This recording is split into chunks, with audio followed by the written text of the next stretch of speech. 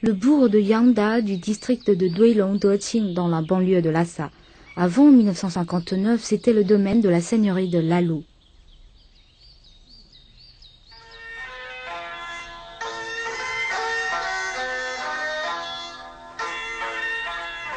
La famille Na Gangxia, relevant de la classe des Chapa, louait plus de 3 hectares de terre à la seigneurie.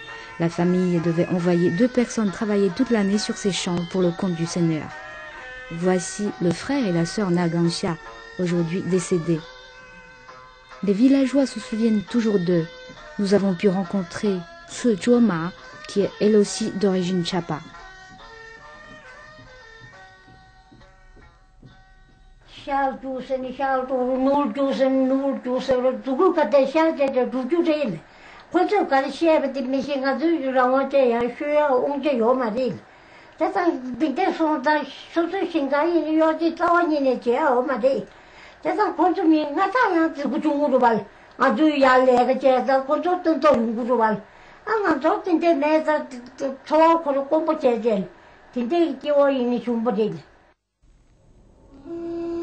Les Chapa ruinés ou ayant fui leur famille devenaient des Duiqiong. Les Chapa ayant subi un émiettement du patrimoine familial pouvaient subir le même sort. Les Duiqiong ne jouissaient d'aucune liberté individuelle et dépendaient entièrement des seigneurs. Leur position sociale est inférieure à celle des Chapa et leur vie était plus dure. Cette veuve et ses 2 enfants vivaient de la récupération de la bouse et de la fabrication du tabac à priser. La petite fille assise par terre en train de travailler le tabac, c'est la cadette. Elle s'appelle Ge Sang Quzhen.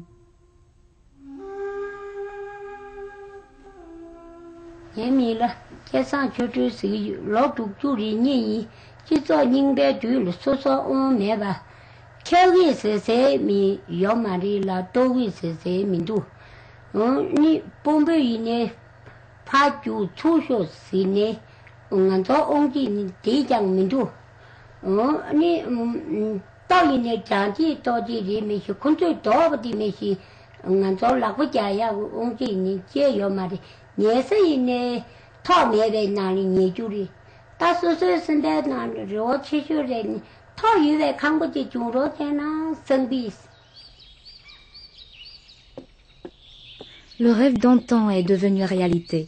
Ge Sang Quzhen, la petite fille que l'on voyait sur ces images, est maintenant propriétaire d'une maison sans étage avec cour, habitation typique qu'on trouve partout dans les villages tibétains.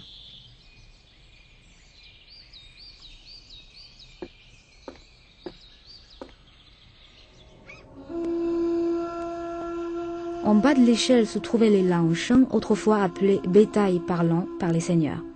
Un seigneur pouvait faire cadeau de ces lansheng à des amis ou les vendre comme du bétail.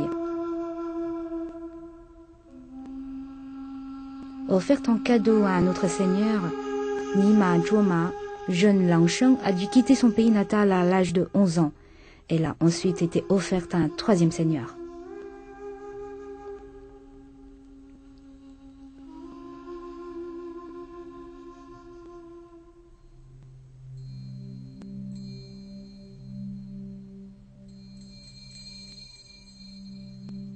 On demeurait lansheng de génération en génération. La mort d'un lansheng était immédiatement signalée par sa famille auprès du seigneur pour que celui-ci raye le nom du défunt de son registre. Les naissances étaient également enregistrées. Ainsi, dès sa venue au monde, un enfant lansheng devenait un nouveau bien pour le seigneur.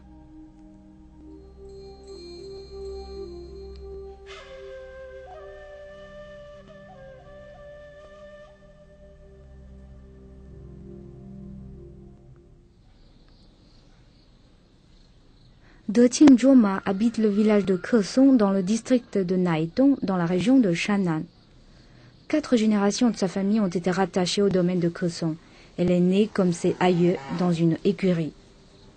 Aujourd'hui, Deqing Zhuoma habite une maison de 7 grandes pièces et sa famille possède 6 bœufs et plusieurs machines aratoires. D'où le large sourire que son visage affiche constamment.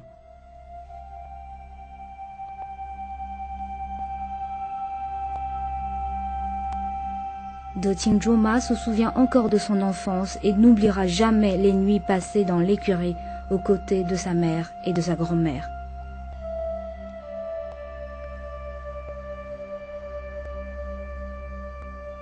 Ces images datent d'il y a 50 ans. On y voit la grand-mère et la mère de Dotin Joma, toutes habitaient dans l'écurie de leur seigneur.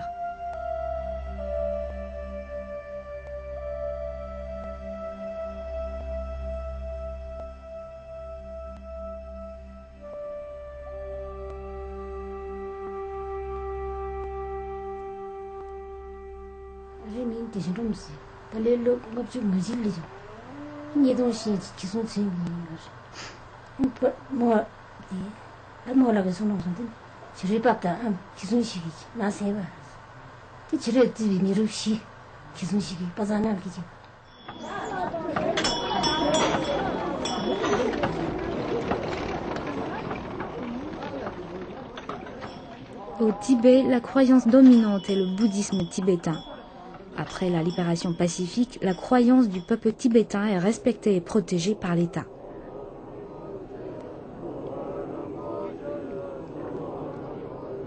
Le temple Chöpang, l'un des 3 plus importants temples de Lhasa. Il y a 50 ans, un enfant se dirigeait vers le temple Chöpang.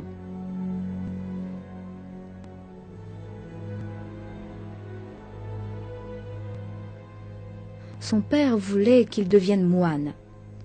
Avant 1959, il existait au Tibet ce que l'on appelait le service lama. Toute famille ayant au moins 2 fils avait l'obligation de faire d'un des 2 garçons un lama.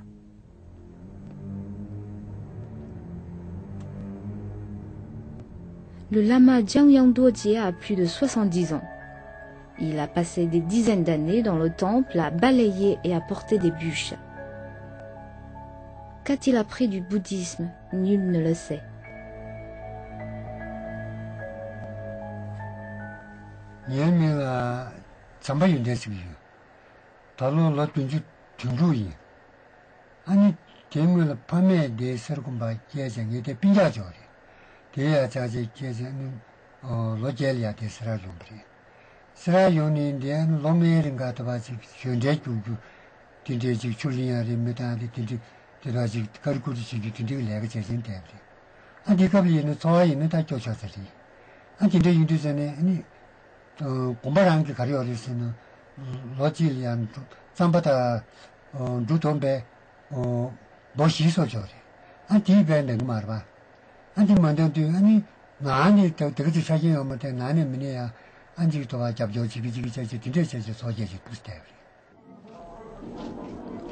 Avant d'être transformé en prison, le bâtiment Langzisha était le siège de la mairie de Lhasa.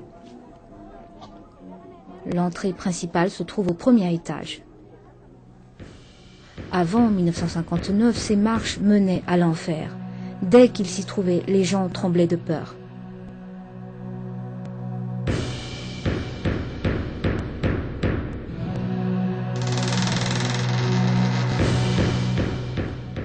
Ici était installé le seul bureau de l'édifice. Ses compétences s'étendaient de la perception des impôts à l'organisation des corvées.